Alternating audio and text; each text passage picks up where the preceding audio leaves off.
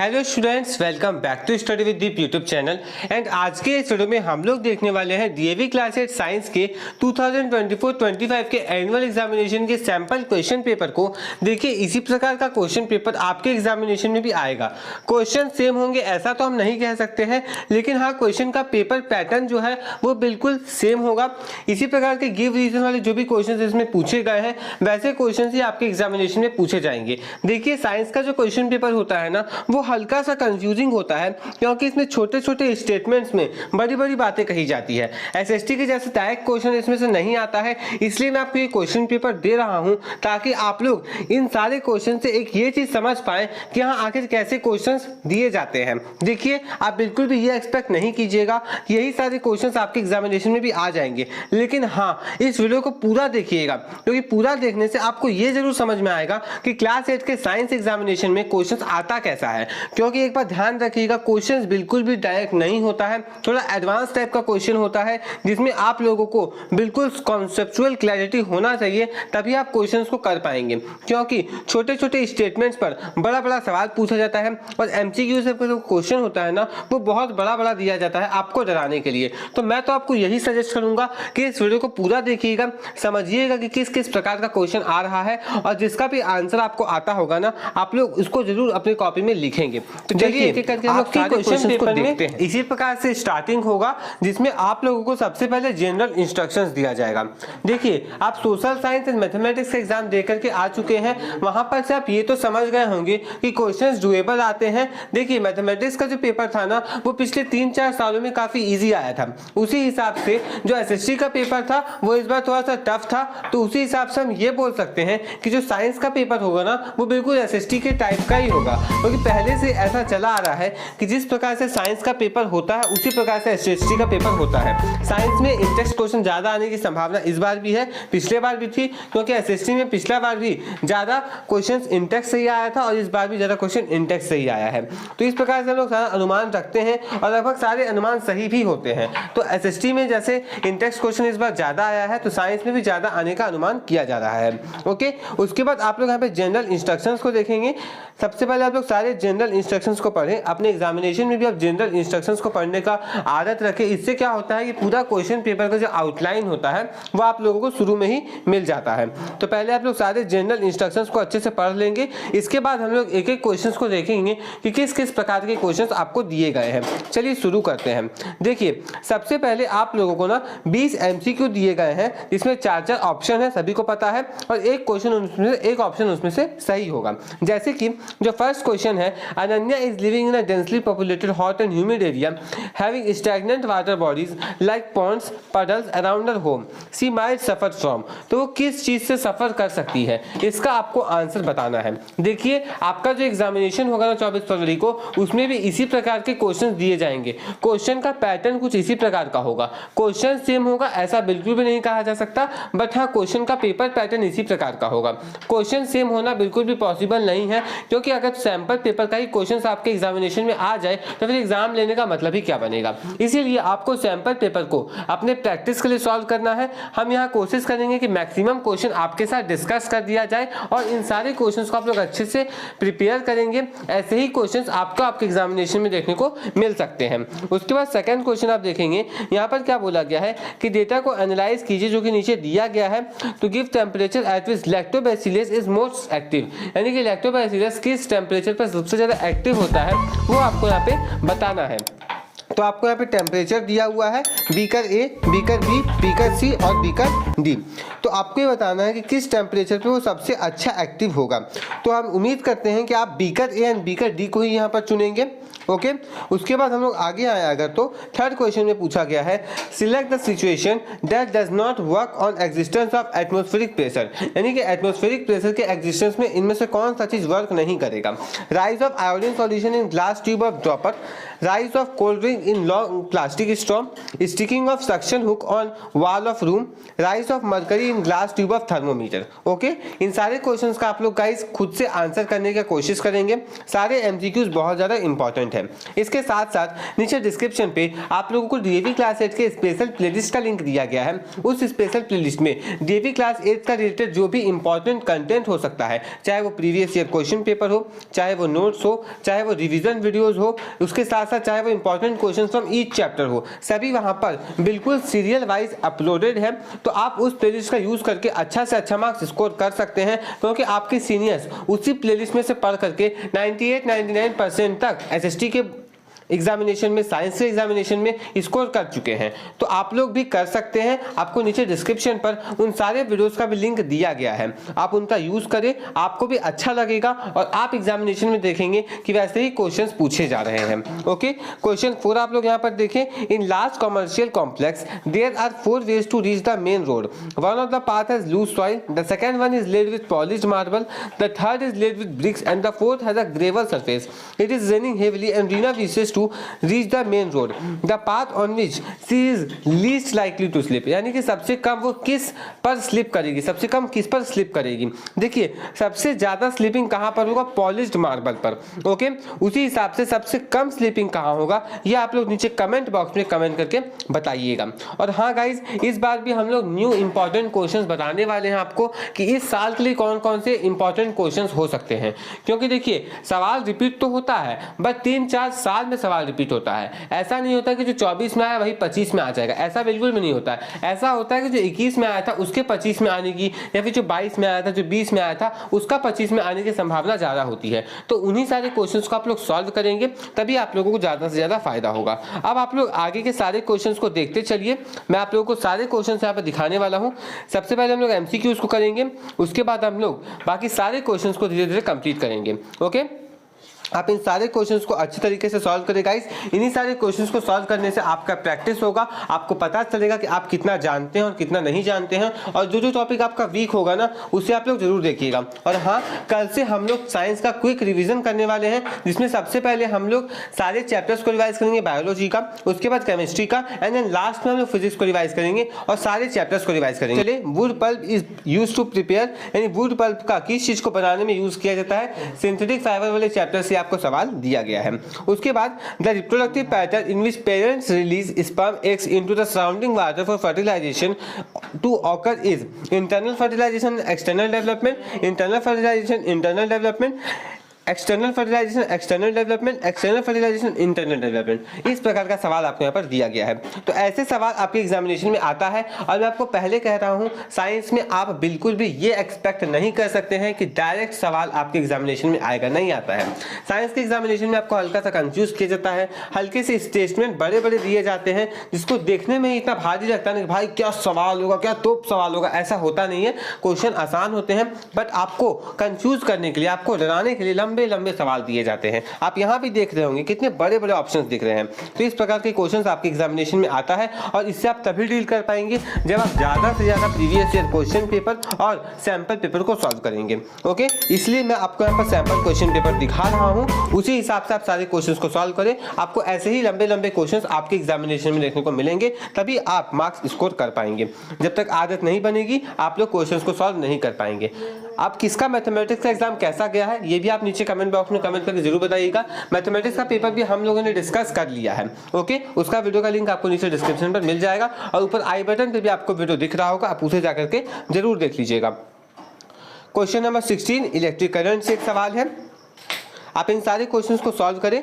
कल हम लोग इंपॉर्टेंट एमसीक्यू क्वेश्चंस भी देखेंगे कि कौन कौन से एमसीक्यू क्वेश्चंस इस साल के लिए इंपॉर्टेंट हैं। ओके, तो आप उन सारे एमसीक्यूज वाले क्वेश्चंस को भी जरूर सॉल्व करेंगे, क्योंकि मैथमेटिक्स में हमने जो भी इंपॉर्टेंट एमसीक्यूज बताए थे, उससे इजी सवाल इस बार आ गया है, बट सवाल उसी टाइप का था। इसलिए आप लोग साइंस का भी इंपॉर्टेंट एमसीक्यू सवाल जरूर देखेंगे, क्योंकि सवाल तो आना वहीं पर से है। Question 19 and question 20। तो यहाँ पर हमारा जो भी एमसीक्यू वाला पोर्शन था वो कंप्लीट हो गया। अब हम लोग देखते हैं अपने शॉर्ट आंसर टाइप के क्वेश्चंस को। अब जैसे देखिए 21st क्वेश्चन में क्या बोला गया है कि एलिमेंट ए जो है वो सॉफ्ट है, ब्रिटल है और इलेक्ट्रिसिटी को कंडक्ट नहीं करता है। बस इतना से ही आपको समझ में आ जाना चाहिए कि ये ग्रेफाइट की बात कर रहा है। अब आप देखिए सवाल में आगे जो भी पूछा जाएगा ये बिल्कुल भी नहीं बताया गया है कि आप ग्रेफाइट की बात कर रहे हैं। इसी प्रकार से साइंस का जो पेपर है उसको प्रिपेयर किया जाता है कि आपको भनक भी नहीं लगेगी कि सवाल क्या रहा है, क्योंकि वो छोटे छोटे लाइन्स में छोटे छोटे शब्दों में बहुत बड़ी बड़ी बातें कर देता है और वहां पर आपको बिल्कुल ध्यान से उसे पढ़ के समझना पड़ेगा कि हाँ यहाँ पे ग्रेफाइट की बात हो रही है। वैसे ही अभी हार्डेस्ट मटेरियल बोल दिया भाई, आपको डायमंड की बात हो रही है, वहाँ पे आपको समझना पड़ेगा। Element B is hard, malleable and ductile. Second element के बारे में बोला गया है कि एलिमेंट बी जो है वो हार्ड है, मेलिएबल है, डक्टाइल है, यानी उसे वायर्स में चेंज किया जा सकता है। Based on information answer the following question, which of the following two metal A और बी इज नॉन मेटल। अब नॉन कंडक्टिंग जो है वही नॉन मेटल होगा, तो एलिमेंट ए क्या हो जाएगा, नॉन मेटल। और name any one alloy of a non metal also rights its composition. Okay, अब आपको यहाँ पर क्या बोला गया है कि आपको एक एलॉय बनाना है नॉन मेटल का और उसका कंपोजिशन भी लिखना है, तो आप यहाँ पे डायमंड या फिर फ्लोरीन जरूर लिख सकते हैं। ओके, उसके बाद हम लोग बात करें और का, तो यहाँ पर आप लोगों को मेटल्स और नॉन मेटल्स के बीच में सोनोरोसिटी और मेल्टिंग पॉइंट के बारे में बात करना है। अब सोनोरोसिटी क्या होते हैं कि जो मेटल्स होते हैं ना वो क्या करते हैं, एक बहुत अच्छा साउंड प्रोड्यूस करते हैं जब हम उनको बीट करते हैं। उसी हिसाब से मेटल्स का जो मेल्टिंग पॉइंट होता है वो ज्यादा होता है।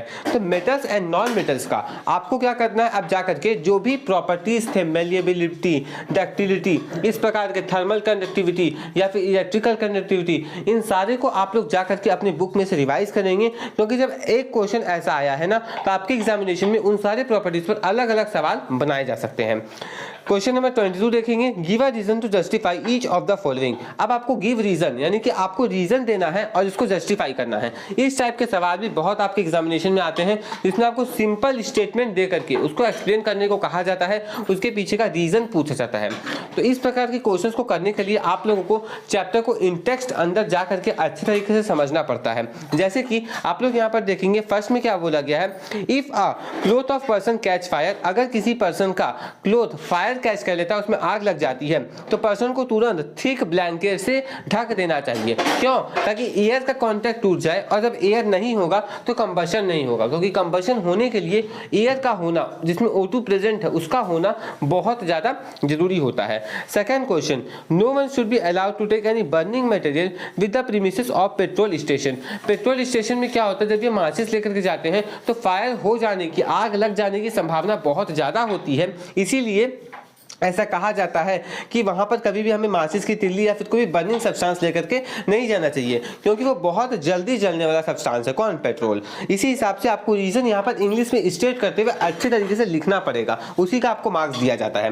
बट यहाँ पर ध्यान रखेंगे गाइस कि जब तक आप चैप्टर्स को अंदर में अच्छे से जाकर के नहीं पढ़ेंगे, नहीं समझेंगे, आप लोगों एग्जाम में अच्छा स्कोर नहीं कर पाएंगे। इसलिए सारे चैप्टर्स को अच्छे से समझना, अच्छे से पढ़ना काफी ज्यादा जरूरी है। उसके बाद फिर से देखिए गिव रीजन का एक और सवाल, यानी कि साइंस में आप लोगों का जो टेस्ट हो रहा है ना वो सिर्फ और सिर्फ ये हो रहा है कि आपको ज्ञान है या फिर सिर्फ रट के आए हो। अगर रट के आए हो तो पेपर में नहीं सकोगे, और अगर ज्ञान है तो पक्का एग्जाम में अच्छा फोड़ करके आओगे। बस आप यहाँ पर देख सकते हैं, यही आपका टेस्ट यहाँ पर लिया जा रहा है। 23rd क्वेश्चन में देखिए, people living next to railway tracks know well in advance about an approaching train even when it is out of sight. यानी कि जो भी लोग रेलवे ट्रैक के आसपास रहते हैं उन्हें पहले ही पता चल जाता है कि ट्रेन आ रहा है। अब खुद सोचिए ना उसके पीछे का रीजन क्या है, क्योंकि रेल की पटरी किससे बनी हुई है? सॉलिड सब्सटेंस से, लोहे से बनी हुई है, और वो है सॉलिड सब्सटेंस। सॉलिड में स्पीड ऑफ लाइट ज्यादा होता है, हम सभी जानते हैं। इसी हिसाब से क्या होता है, जब ट्रेन बहुत ज्यादा दूर भी होता है ना तो साउंड उन लोगों को पहले समझ में आ जाता है कि हाँ भाई अब ट्रेन आ रही है, भले ट्रेन दिख रही हो चाहे नहीं दिख रही हो। शायद मुझसे आप बोलने में कुछ मिस्टेक हुई हो, इसलिए मैं फिर से कह रहा हूं कि साउंड का जो स्पीड होता है सॉलिड में वो काफ़ी ज़्यादा होता है, जिसके चलते वहां पर रह रहे लोगों को पहले ही साउंड आ जाता है, समझ में आ जाता है कि ट्रेन आ रही है, चाहे वो ट्रेन फिलहाल बहुत ज़्यादा दूर ही क्यों ना हो। During train thundering sounds, during rain thundering sounds always heard a little later than flashing of light. इसका मतलब साफ है कि लाइट का स्पीड ज़्यादा होता है, साउंड का स्पीड कम होता है एयर में, जिसके चलते क्या होता है कि पहले हम लोगों को फ्लैशिंग दिखता है उसके बाद हम लोगों को वहां पर दिखता है कि हाँ पहले हम लोगों को फ्लशिंग दिखता है, उसके बाद हम लोगों को साउंड आता है। ओके, उसके बाद 24th क्वेश्चन में क्या बोला गया है कि दो गो थ्रेड है A and B of same length are suspended from clamp of a iron stud in such a way that their one end hangs freely, यानी कि एक इन जो है वो फ्रीली हैंग कर रहा है। A pen is suspended at free end of each thread, now weights are added in both the pen until the thread breaks. It is observed that thread A breaks earlier than thread B. Based on above information, answer the following questions. Which thread has greater tensile strength? मतलब जो ज्यादा wait को carry कर पाया, अब उसी का बात है कि जो ज्यादा वेट को कैरी कर पाया उसका टेंसाइल स्ट्रेंथ ज्यादा होगा। अब यहाँ पे आप बी देखिए जिसमें बोला गया है right any one characteristic feature of synthetic fibres other than mentioned in the above question, यानी कि आपको सिंथेटिक फाइबर का एक और फीचर लिखना है जो कि इस क्वेश्चन में मेंशन नहीं किया गया है। तो सिंथेटिक फाइबर का कोई भी एक ऐसा फीचर जो आपको याद होगा वो आप यहाँ पर लिख सकते हैं, जैसे कि आप लिख दिए they are wrinkle free. Okay, बस हो गया, आपको इसमें मार्क्स मिल जाएगा। आपको सिंथेटिक फाइबर का कोई भी एक क्या लिख देना था यहाँ पर, प्रॉपर्टी या फिर हम लोग बोल सकते हैं कि फीचर लिख देना था, दैट्स इट।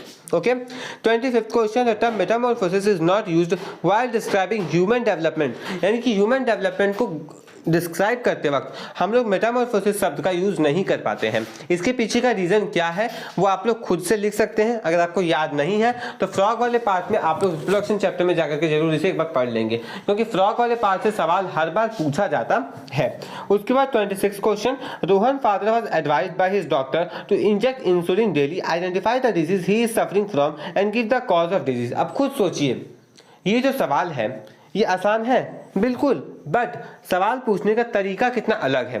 क्या पूछा गया है कि रोहन के पिताजी जो है उन्हें डॉक्टर ने कहा कि वो डेली इंसुलिन को इंजेक्ट करे। अब ऐसा आपको नहीं सवाल में पूछा गया कि एक ऐसा डिजीज है जिसमें डेली इंसुलिन इंजेक्ट करना पड़ता है, हल्का सा टिल्ट किया गया कंफ्यूजन की तरफ। बट आप अगर इंसुलिन का महत्व जानते हैं, किस चीज़ में यूज़ होता है वो जानते हैं, तो आप फाइनली यहाँ पे बोलेंगे कि जो डिजीज है वो डायबिटीज़ है, और उसके पीछे का रीज़न ये है कि पैनक्रियाज ने इंसुलिन का फॉर्मेशन या फिर इंसुलिन का सिक्रेशन बंद कर दिया है, जिसके चलते उनको ये जो बीमारी है वो हो गई है। बस इसी प्रकार से आप लोगों को कंफ्यूज किया जाता है और आपको इसी प्रकार से आंसर को फ्रेम करके लिखना पड़ता है। बहुत लंबे लंबे आंसर्स एसएसटी की तरह यहाँ पे नहीं लिखने पड़ते हैं, पूरा पॉइंट होकर के आंसर्स लिखेंगे, आपको पूरा का पूरा मार्क्स दे दिया जाएगा। 27th question, what happens when sulphur dioxide is dissolved in water, यानी कि क्या होगा जब सल्फर डाइऑक्साइड को हम लोग वाटर में डिसॉल्व करेंगे तो। सेकंड क्वेश्चन, आप कैसे चेक कर सकते हैं कि ऊपर वाले रिएक्शन में कौन सा प्रोडक्ट फॉर्म हुआ है, और ऊपर वाले रिएक्शन का बैलेंस्ड केमिकल इक्वेशन लिखे। अब यहाँ पर आपको सल्फर डाइऑक्साइड को यहाँ पर मिलाया गया है पानी में, किसी दूसरे क्वेश्चन में कुछ दूसरा चीज मिला लिया जाएगा, किसी तीसरे क्वेश्चन में कुछ तीसरा चीज मिलवा लिया जाएगा, लेकिन सवाल पूछने का जो तरीका है वो आप देख सकते हैं कितना आसान है, जिसमें 3 क्वेश्चन दिए गए हैं और तीनों को क्वेश्चन 1-1 मार्क ही कंटेन कर रहे हैं, 1-1 मार्क की कैरी कर रहे हैं, बट हाँ तीनों लिखेंगे तभी आंसर मिलेगा। अब ऐसा नहीं है एसएसटी की तरह कि आपको एक क्वेश्चन पूछ दिया गया write the consequences of Carnatic wars, ऐसा नहीं किया गया है। आपको 3 अलग अलग क्वेश्चन दिया गया है, तीनों पे अलग अलग कॉन्सेप्ट है कि आपको केमिकल इक्वेशन लिखना आता है कि नहीं, आपको रीजन पता है कि नहीं, क्या बनेगा जानते हो कि नहीं, वो सभी चीज यहाँ पर टेस्ट किया जा रहा है। तो साइंस का क्वेश्चन कुछ ऐसा ही होता है, इसीलिए मैं आपको sample question paper, previous year question paper सभी दे रहा हूँ ताकि आप लोग अवगत हो सके कि कैसा क्वेश्चन आखिर साइंस में आता है। 28 क्वेश्चन देखेंगे, यहाँ पर आप लोगों को क्या करना है कि इंफॉर्मेशन को कंप्लीट करना है। आगे के क्वेश्चन गाइस आप लोग खुद करें, मैंने आपको एक हिंट दे दिया है कि आखिर साइंस का क्वेश्चन किस प्रकार का आता है, बाकी आगे के जो भी क्वेश्चंस है वो आप लोग खुद कर सकते हैं। कोई बहुत ज़्यादा टफ सवाल भी नहीं पूछा गया है, सिंपल सवाल पूछा गया है, आप इसे खुद से पढ़ेंगे और खुद से करेंगे। जैसे कि in a game of badminton friction can be friend as well other trouble maker. अब देखिए, मैंने आपको पहले ही साइंस के स्ट्रैटेजी वाले वीडियो में बात कहा था कि इस टाइप के क्वेश्चन आपके सैंपल पेपर में है, आपके प्रीवियस ईयर क्वेश्चन पेपर में है, और इस साल का सैंपल पेपर में भी देखिए क्वेश्चन आ गया है। क्या पूरा गया है कि बैडमिंटन के गेम में फ्रिक्शन अच्छा फ्रेंड भी हो सकता है और ट्रबल मेकर भी हो सकता है। 3 पॉइंट्स दीजिए अपने आंसर को सपोर्ट करने के लिए। अब बैडमिंटन खेलते वक्त आपको ध्यान करना है कि क्या क्या होता है और उसमें फ्रिक्शन कैसे आपका मदद करता है, फिर कैसे फ्रिक्शन आपका दुश्मन बन सकता है।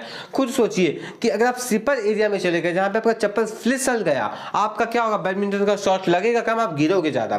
बस इसी प्रकार से आप लोगों को जो भी आप पढ़ के आए हैं ना कि फ्रिक्शन अच्छा कैसे है, फ्रिक्शन बुरा कैसे है, उसी को यहाँ पर लिखना है। बट क्वेश्चन फ्रेम करने का तरीका आप देख सकते हैं अलग तरीका का है। आपको ये डायरेक्ट नहीं पूछा गया write the methods to reduce friction, या फिर कहां फ्रिक्शन फ्रेंड होगा कहां फ्रिक्शन दुश्मन होगा, ऐसा नहीं पूछा गया। आपको पूछा गया कि जब बैडमिंटन खेलते हैं तब क्या होता है, लिखना वही चीज है, बस तरीका अलग है। मतलब नए चीज में बेचे तुमको चीज, नए पैकेट में तुमको बेचे चीज पुरानी, बस यही वाला आपका सवाल यहाँ पर है एक तरह से। उसके बाद 30th question, a child while playing with the flip book was amazed to see that when its page are turn in quick succession the images appear to be in motion. यानी कि जब फटाफट वो अपने पेजेस को flip कर रहा है बुक का, तो उसको जो पेजेस होते हैं ना उसमें जो इमेजेस है वो उसको एक मोशन में जाते हुए दिख रहे हैं। इसके पीछे का रीजन क्या है, यहाँ पर कौन सा प्रिंसिपल जो है वो रिस्पॉन्सिबल है वो आपको बताना है। कोई भी एक ऐसा एरिया बताइए जहां पर इस प्रिंसिपल का यूज किया जाता है। ओके, उसके बाद आप लोगों को यहाँ पर 2 पिक्चर्स दिए गए हैं जिसमें मेथड्स ऑफ रिप्रोडक्शन का आप लोगों को पे आइडेंटिफाई करना है और उसके बीच में डिफरेंशिएट करना है ए और बी डायग्राम्स के अंदर। उसके बाद अगर हम लोग बात करें, list any 3 changes that tadpole undergoes to develop into frog. यानी टेडपोल फ्रॉग बनने से पहले कौन कौन से 3 चेंजेस को एक्सपीरियंस करता है वो आपको यहाँ पर बताना है। 32nd क्वेश्चन का बात करेंगे तो आपको from the human growth curve graph provided identify the phase Q and R. आपको फेज क्यू और फेज आर को आइडेंटिफाई करना है कि कौन कौन से फेज है। Mention the age of onset of puberty. Puberty का आपको स्टार्टिंग कब होता है वो आपको बताना है। सभी को पता है 12 से 13 ईयर्स के एज में होता है, 13 से 14 ईयर्स के एज में होता है। जो परफेक्ट डेटा होगा आप यहाँ पे लिखेंगे। Okay, state any one factor which influences growth in phase R. Phase R जो भी होगा यहाँ पर फेज आर 11 से 18, उसमें कोई भी एक ऐसा फैक्टर बताना है जो कि ग्रोथ को इन्फ्लुएंस करता है, जो भी ग्रोथ को प्रभावित करता है। आपको हिंदी भी दिया जाता है, अगर आप इंग्लिश में नहीं पढ़ के समझ पा रहे हैं तो आप हिंदी पढ़ के भी समझ सकते हैं। अब आइए अगला सवाल जो भी है 34th क्वेश्चन, एनर्जी रिसोर्सेज को उसके अवेलेबिलिटी के बेसिस पे और ऑकरेंस के बेसिस पे आपको क्या करना है, क्लासिफाई करना है। कभी सवाल दे देगा रिन्यूएबिलिटी के बेसिस पे क्लासिफाई करिए, करना पड़ेगा। बट हाँ, जो क्वेश्चंस होगा वो इजी होगा। आप साइंस में एक चीज देख रहे होंगे, क्वेश्चंस हार्ड नहीं है, क्वेश्चन इजी है। कितना कॉन्सेप्चुअल क्वेश्चन है वो यहाँ पर एक पॉइंट है। ओके, सेकंड, आप लोगों को रिसोर्सेज को उसके अवेलेबिलिटी के बेसिस पे डिफरेंशिएट करना है। थर्ड, हर एक रिसोर्सेज का एक एग्जाम्पल देना है। That's it. फिर और क्वेश्चन आप लोग खुद पे यहाँ पे पढ़ लेंगे। 35th क्वेश्चन जो है, Rishi was thrilled to observe a rainbow after a rain shower. He had never observed a rainbow earlier. He observed beautiful pattern of 7 colours in the rainbow. यानी कि ऋषि जो है वो थ्रिल्ड था एक रेनबो को देखने के लिए रेन शॉवर के बाद। उसने कभी भी रेनबो को पहले नहीं देखा था, वो बहुत ब्यूटीफुल पैटर्न रेनबो का देखा। अब यहाँ पर देखिए, क्या आप रेनबो के बारे में नहीं जानते हैं? रेनबो में क्या होता है नहीं जानते, 7 कलर होता है नहीं जानते, सब जानते हैं। बट कहानी दिया गया आपको कंफ्यूज करने के लिए, ताकि आपका क्वेश्चन पढ़ने का हैबिट बने, आपका क्वेश्चन पढ़ने में टाइम वेस्ट हो। बस इतनी सारी चीज़ों को आपको मैनेज करना है एग्जामिनेशन में, और इन्हीं सारी चीज़ों से निकल करके आप लोगों को एग्जामिनेशन में अच्छा परफॉर्म करना है। यहाँ पर क्या बोला गया है, which phenomena of light is responsible for formation of rainbow. Rainbow के फॉर्मेशन के लिए कौन सा फिनोमिना रिस्पॉन्सिबल है, हम लोग रेनबो क्यों देखते हैं और ये कैसे फॉर्म होता है। इसके आगे के सारे क्वेश्चंस आप लोग गाइस खुद करें, खुद पढ़ें। मैंने आपको सारे क्वेश्चन में हिंट दिया कि क्या इसका आंसर हो सकता है और कैसे क्वेश्चन की तरफ अप्रोच आप कर सकते हैं। आगे जो भी क्वेश्चंस दिए गए हैं इसे आप खुद पढ़ करके सॉल्व करने की कोशिश करेंगे। मैं आपको बाकी सारे क्वेश्चंस यहाँ पर दिखा दे रहा हूँ। आगे के सारे क्वेश्चंस उसी टाइप के हैं जिसमें हल्का सा कॉन्सेप्ट है, हल्का सा आप लोगों को टफनेस बढ़ाया गया क्वेश्चन में, क्योंकि 5 मार्क्स का क्वेश्चन तो ऑब्वियस टफ थोड़ा सा होगा ही क्वेश्चन। आप इन सारे क्वेश्चन को खुद से करेंगे। इसके बाद सेक्शन ई के जो क्वेश्चन है उसको मैं एक ही बार में पूरा दिखा रहा हूँ, केस स्टडी बेस्ड क्वेश्चन है। और हाँ, अगर आप केस स्टडी बेस्ड क्वेश्चन चाहते हैं ना कि हमारे साथ कुछ 30-40 केस स्टडी बेस्ड क्वेश्चन दे दीजिए, तो वो भी आपके लिए कर सकता हूँ। बस आपको नीचे डिस्क्रिप्शन पे, नीचे कमेंट बॉक्स में कमेंट करके बताना पड़ेगा।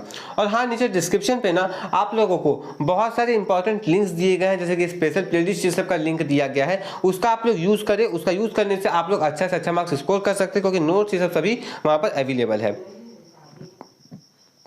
38 क्वेश्चन देखिए, पहले आप इसका ग्राफ देखिए, उसके बाद ये रहा आपका क्वेश्चन। इन सारे क्वेश्चंस को आप खुद करेंगे। बाकी जितने भी क्वेश्चंस हो सकते थे मैंने लगभग सभी डिस्कस कर दिए हैं। सारे डिस्कस करना भी अच्छा नहीं है, क्योंकि सारे क्वेश्चंस आपके प्रैक्टिस के लिए है। फिर भी हम कुछ क्वेश्चंस आपके साथ डिस्कस कर देते ताकि आपको समझ में आए कि किस प्रकार से क्वेश्चंस आ रहे हैं और कैसे उन्हें अप्रोच करना है। ओके, अब यहाँ पर लास्ट क्वेश्चन जो 39th क्वेश्चन है उसे आप लोग पढ़ेंगे। और यहाँ पे डिजीज का ये सवाल जो होता है ना, ये हर बार आता है। किसी प्रकार की कहानी दिया जाएगा और बेसिकली ये जो कहानी होता है ना, फूड पॉइजनिंग का ही होता है। ऐसा वैसा कहानी नहीं, फूड पॉइजनिंग का ही कहानी होगा और बैक्टीरिया ये सब का नाम इसमें पूछा जाता है। तो सवाल हार्ड नहीं होता, सवाल आसान होता है, आप आसानी से सॉल्व कर सकते हैं। तो इस वीडियो में हम लोगों ने साइंस का क्वेश्चन पेपर देख लिया जो 2025 में आने वाला है। यानी इसी प्रकार का पेपर पैटर्न आपको देखने को मिलेगा, जिसमें कुछ गिव रीजंस वाले सवाल होंगे, कुछ ऐसे सवाल होंगे जो स्टेटमेंट बेस्ड होंगे, कुछ ऐसे सवाल होंगे जो हल्का सा टिल्ट किया जाएगा, हल्का सा घुमाया जाएगा उस सवाल को, सिर्फ इसलिए कि आप क्वेश्चन को छोड़कर आगे बढ़ जाएं। ऐसे सवाल भी आपके एग्जामिनेशन में आएंगे जिसमें आपको एक वर्ड को समझाने के लिए, ग्रेफाइट को समझाने के लिए पूरा लंबा चौड़ा कहानी दिया जाएगा। तो उन सारी चीजों को समझने के लिए आप लोगों को जितना ज्यादा हो सके सैंपल पेपर और प्रीवियस ईयर क्वेश्चन पेपर करना पड़ेगा। और जो मेरी बात को यहाँ पे नहीं मानेगा ना, वो एग्जाम में पछताएगा कि सर समझ में ही नहीं आ रहा था कि पूछा क्या जा रहा है, बताया क्या जा रहा है। ऐसा होता है, इसलिए हम कह रहे हैं कि आप लोग जितना ज्यादा हो सके सैंपल पेपर और प्रीवियस ईयर क्वेश्चन पेपर को सॉल्व करेंगे। मिलते हैं नेक्स्ट वीडियो में। Thanks for watching. जय हिंद, जय भारत।